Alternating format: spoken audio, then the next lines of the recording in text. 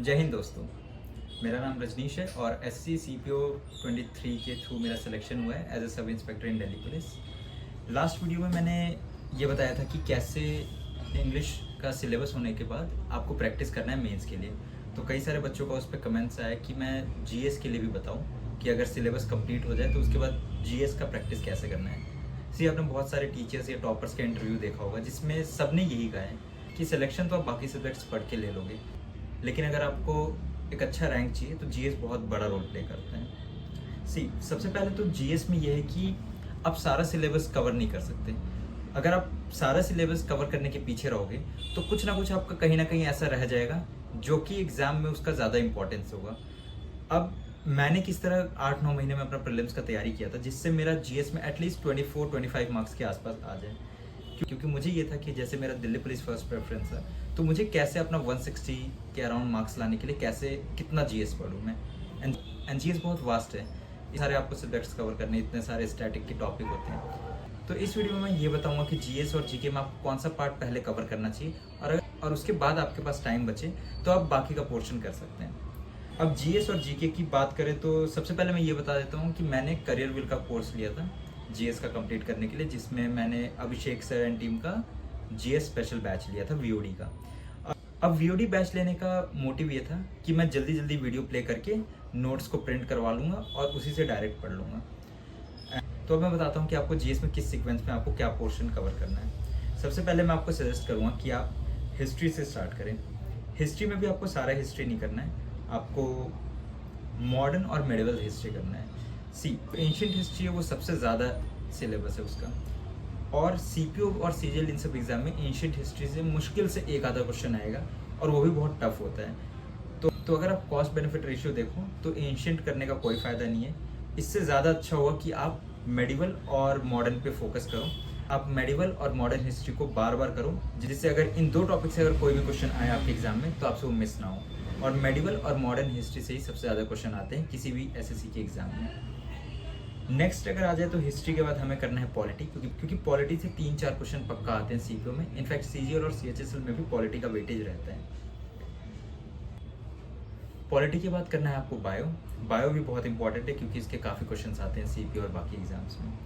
Bio के बाद अगर आपके पास और टाइम बचता है तो आप इंडियन ज्योग्राफी कर सकते हैं। इंडियन ज्योग्राफी से भी काफ़ी सारे क्वेश्चन हमें देखने को मिल रहे हैं CPO और बाकी एग्जाम्स में।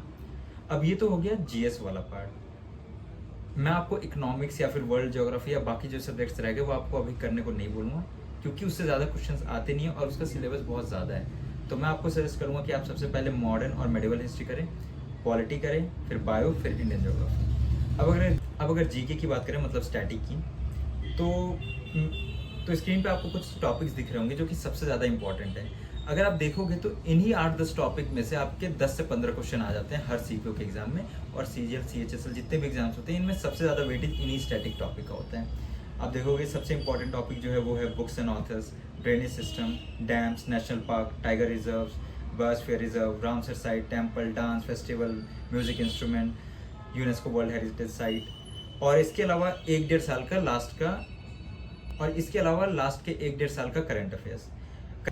करंट अफेयर्स जो मैंने किया था वो मैंने RV चैनल से PDF डाउनलोड कर लिया था। उनके पास 1-1.5 साल का कंपाइल रहता है एंड बहुत ही एफिशिएंट रहता है वो PDF। मैंने करंट अफेयर्स वहीं से किया था। एंड जो स्टैटिक वाली मैंने आपको इंपॉर्टेंट टॉपिक बताए वो मैंने क्राउन बुक से किया था। आप चाहे तो वो ल्यूसेंट से भी कर सकते हैं, दोनों बहुत अच्छे हैं। अब GS और GK में ये सारा पोर्शन करने के बाद सबसे ज़्यादा ज़रूरी है कि आप इसका प्रैक्टिस और रिवीजन करें, और प्रैक्टिस और रिवीजन करना है आपको किरण और पिनाकल के बुक से, क्योंकि वो PYQ बेस्ड है। उसमें PYQ क्वेश्चन सारे डले हुए हैं लास्ट कुछ सालों के एग्जाम्स का। जब आपका किरण और पिनाकल हो जाए तो आप थोड़ा सा और प्रैक्टिस कर सकते हो स्टैटिक के लिए रेडियन बुक से। आपको इन सारे बुक्स का फोटो स्क्रीन पे आपको दिख रहा होगा। यही सारे बुक्स मैंने फॉलो किया था और करंट अफेयर्स के लिए मैंने RV चैनल से डाउनलोड कर लिया था PDF। जब आपका पोर्शन कंप्लीट हो जाए इतना GS और GK का और आप प्रैक्टिस कर लो तो उसके बाद आपको मॉक और उसका एनालिसिस करना है, क्योंकि मॉक से आपको बहुत जल्दी जल्दी क्वेश्चन याद होते हैं जब आप उसका एनालिसिस करते हो।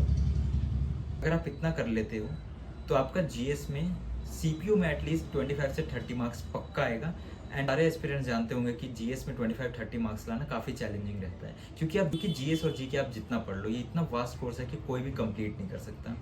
तो अगर आप इनफैक्ट अगर आप इतना कर लेते हो, जिस तरह से मैंने बताया कि आपको कौन सा पोर्शन पहले इंपॉर्टेंट है आपके लिए, कैसे प्रैक्टिस करना है, कैसे रिवीजन करना है, तो CGL, CHSL, MTS इन सब एग्जामों में भी आपका GS में 15 to 20 मार्क्स पक्का आ जाएगा।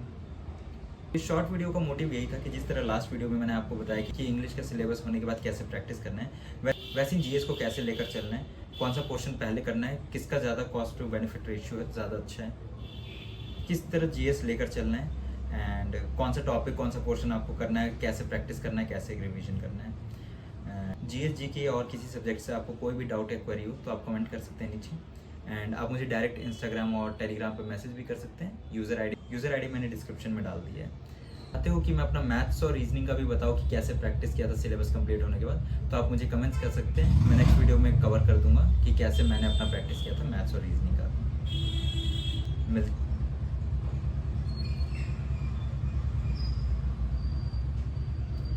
तो मिलते हैं फिर नेक्स्ट वीडियो में। Thank you so much. जय हिंद।